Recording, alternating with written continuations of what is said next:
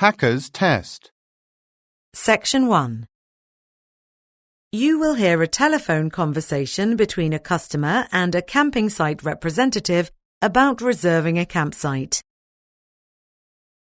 First, you have some time to read through questions 1 to 2. Now listen carefully and answer questions 1 to 2. New Forest Campgrounds, this is Shelley speaking. Hello, I am planning a trip with some friends for this weekend. Do you have space for a medium-sized recreational vehicle to park on your grounds? Let me check our schedule. Yes, we do have a space vacant. OK, that's good.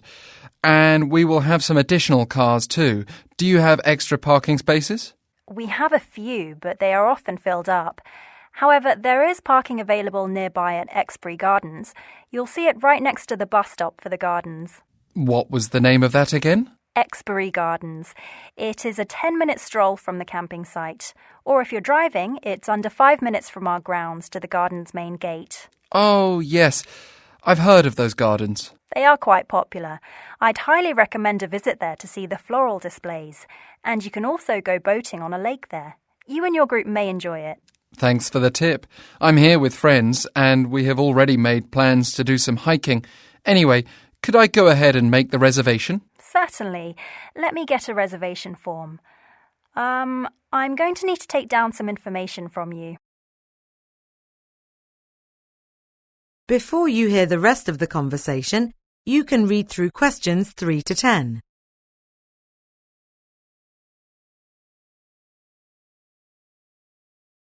Now, listen and answer questions 3 to 10.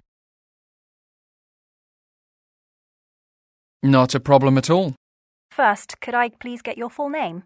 Sure. My name's Ken White. Good.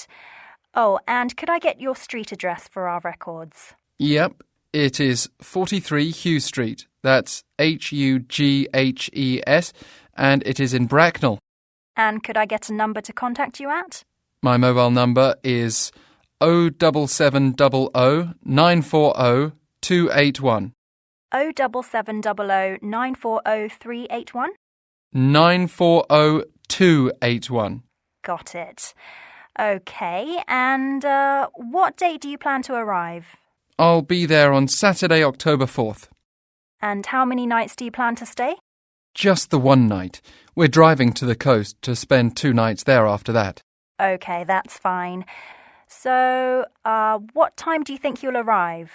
I'll be arriving there at about 12 p.m. OK. I am going to reserve space 27 for you, located in Lot D.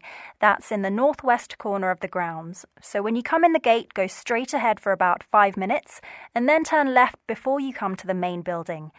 How many guests will there be in total? It'll just be me and 3 friends, so 4 altogether. Oh, could you tell me the cost? Do you charge per person or per space? We charge just for the space, and it would be £30 for the night. You can pay when you arrive, but I'll need your number now if you plan to pay by credit card. Oh, I'll be paying in cash. And we were hoping to do some grilling too. Are we allowed to do that?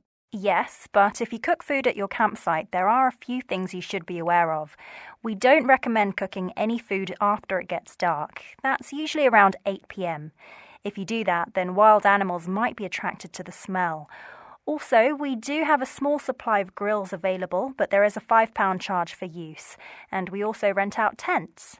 But in both cases, you need to let me know in advance. My friends and I have been on camping trips like this before, and we're always cautious. But thanks for the warning.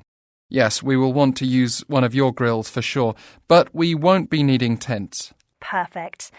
OK, the spot is now booked. Just check in at the campground's administration office and make your payment of £35 when you arrive. Oh, could you give me... That is the end of section 1. You now have half a minute to check your answers. Section 4. You will hear a student presentation about chemicals called dioxins.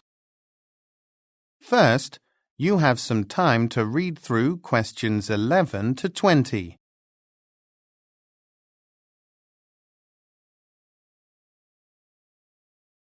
Now, listen carefully and answer questions 11 to 20.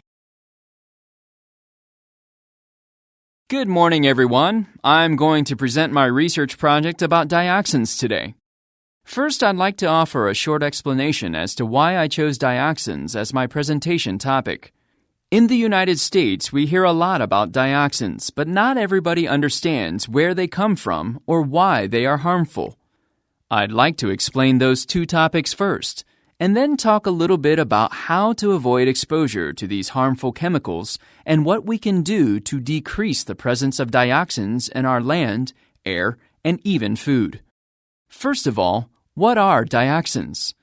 Well, they are considered one of the dirty dozen, which is a group of organic pollutants that are extremely dangerous to nature and habitats. Researchers have identified about 419 different types of dioxin compounds in existence, but only about 30 of those are thought to contain a significant amount of toxicity. Let's now discuss where they come from. Dioxins are produced from either industrial processes or natural processes. For instance, they form during the production of herbicides and pesticides sprayed on the ground. They are also formed during combustion activities such as trash burning. Garbage plays a large part in the creation of dioxins. The natural processes that would create dioxins include volcanic explosions and large forest fires. Now, how are we exposed to dioxins? What most people don't know is that dioxins are found worldwide, and we've all been exposed to them. The highest levels of dioxins are found in soil, sediments, dairy products, meat, and fish. In fact, over 90% of human exposure to dioxin is through food or the ingredients in our food, the vast majority. This is because dioxins accumulate in the fatty tissue of animals that are later sold as food to humans.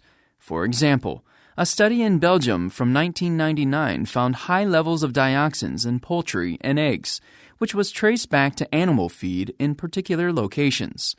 Furthermore, there are also subgroups of people that are particularly susceptible to dioxin exposure from other sources besides food.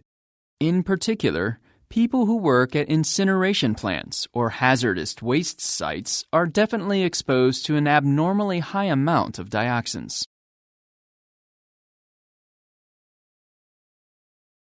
Next, let's look at some of the negative health effects of dioxins.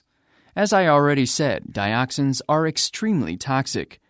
However, the severity of health damage depends on the length of exposure to them. Short-term exposure to extremely high levels of dioxins can affect liver functions, and this can result in lots of medical issues later in life. Long-term exposure can result in an impaired nervous system and impaired reproductive functions.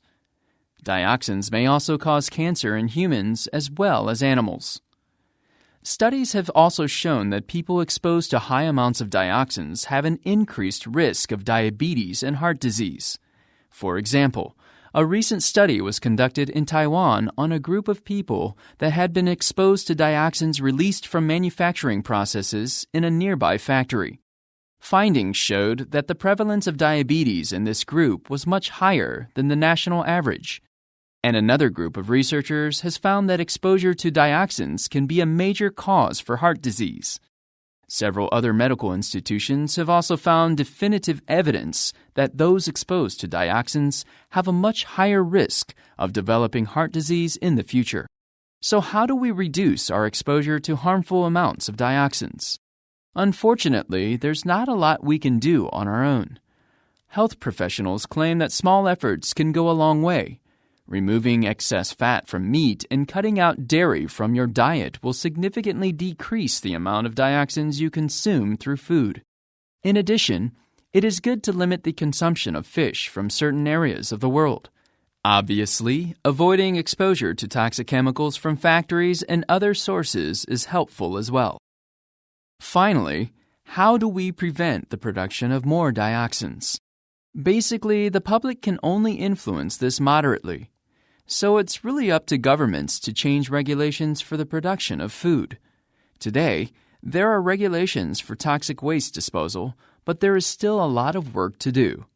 Hopefully, in the future, Dioxins will be a thing of the past. So, if any of you have questions regarding the presentation, I would be glad to. That is the end of section 4. You now have half a minute to check your answers.